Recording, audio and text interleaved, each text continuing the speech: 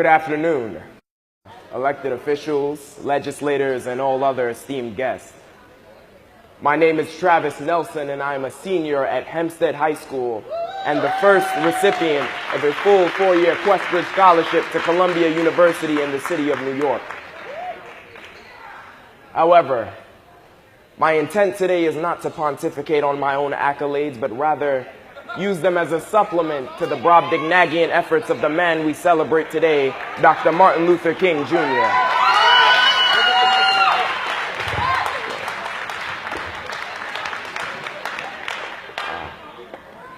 Thank you. Dr. King, as we all know, is one of, if not the greatest civil rights leaders of all time.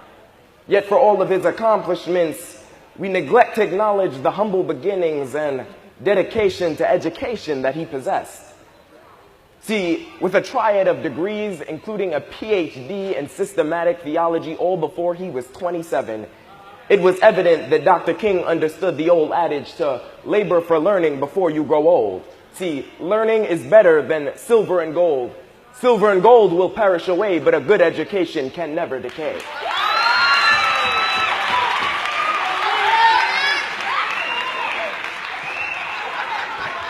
In my own life, I've grown up with the truth of the maxims, I can do all things through Christ which strengthens me.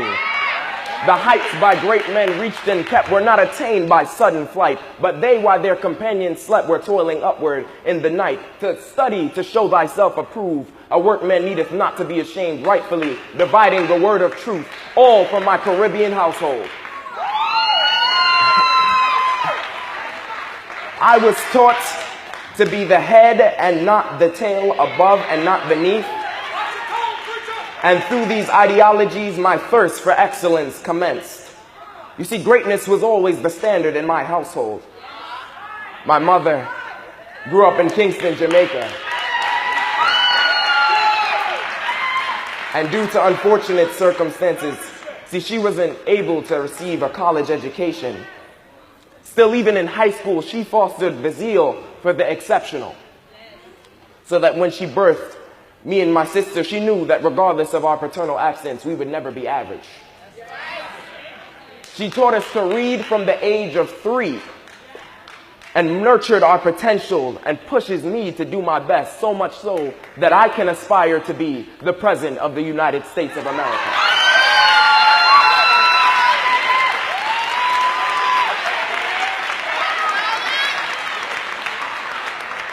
Nevertheless, none of my accomplishments would be feasible without the toil of the civil rights movement that continues to resonate in our contemporary society.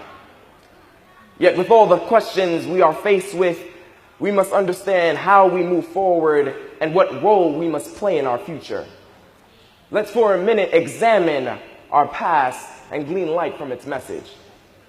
See, on February 26, 2012, a young man by the name of Trayvon Martin was walking home from a convenience store in Sanford, Florida, when he caught the eye of neighborhood watchman George Zimmerman.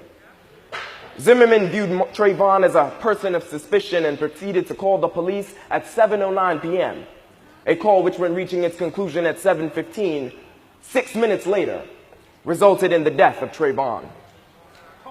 Zimmerman was recorded stating, "He looks black," and "he's unintelligible, he was just staring." These were his observations and subsequent reasoning for taking the life of 17-year-old Trayvon Martin.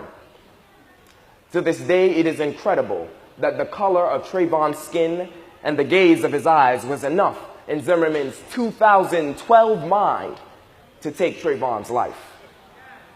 It seems even more egregious than the taking of Trayvon's life was that when Zimmerman was taken to trial, he was acquitted of this murder. It was this acquittal that ignited the international activist movement we now know today as Black Lives Matter. You see, initially just a simple hashtag on social media, this ideal expanded with the additional deaths of Michael Brown in Ferguson, Missouri, and Eric Garner in New York City, exposing the dormant racial inequality still malignant within the body of America.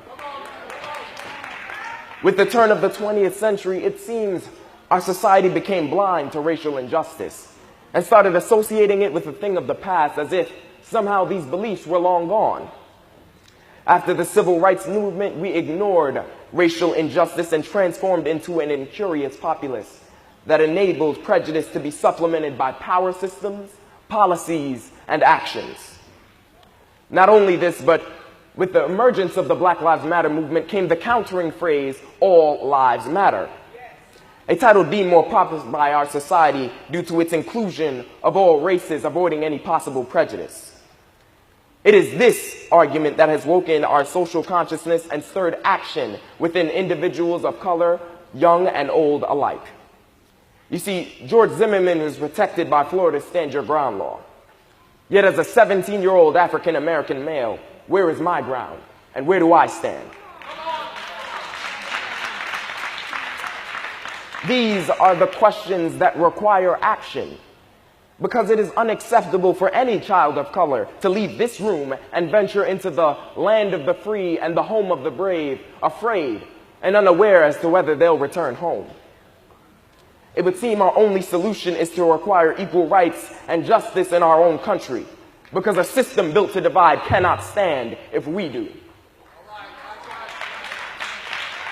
Over time, we have listened to the many quotes and the many sayings of Dr. King, and we have swallowed the truth of his message that injustice anywhere is a threat to justice everywhere.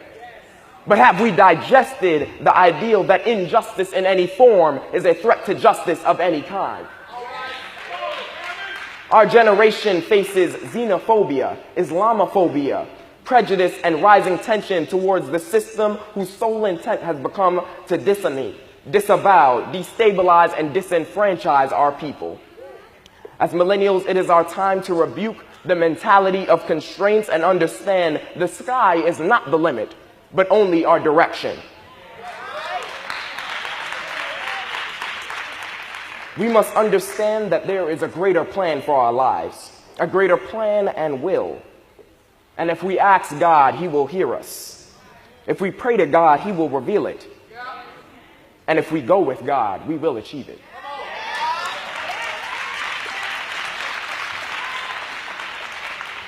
Dr. King himself expressed, if a man hasn't discovered something he will die for, he isn't fit to live. This cause is our own, and our concern cannot be with what was or what will be, but rather the imperative focus of what now. I come from a community of mostly earnest people opting for possible doorways of success instead of the resonance of dysfunction. Still, wounds in various capacities run deep. Within the 3.68 miles that encompass my community reside more than 5 separate communities, turf wars, if you will. It is due to this segregation that in my life alone I have witnessed the death of a youth every July. However, I am tired of going to funerals for lives that haven't been lived. I'm tired of watching a street war that is enabling the genocide of our kind. Last November, I lost a good friend. His name is Scooter. A big brother and a protector to all, so in his memory, I inspire everyone to take the explicit authority to act.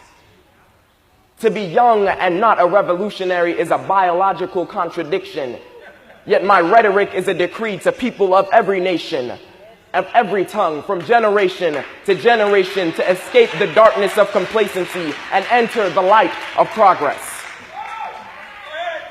You see, the motto of Columbia University is, in thy light shall we see light. Psalms 36:9. And with the Matthew 5:16 charge to, so let your light shine before men, it is in my hope that in my light you shall see light.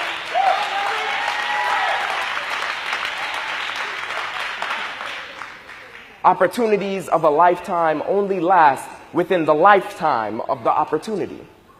And this is our time to stand up and shake the foundation of the global community. No one person can do it without the other. We rise and we fall as one.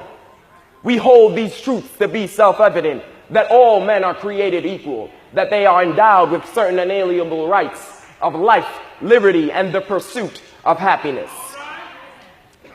Ours is the generation to fulfill Dr. King's dream and the realization of our American creed so that we can finally establish freedom and justice for all. Brothers and sisters, now is the time to escape the darkness of inequality that we live in and look for the light. Thank you.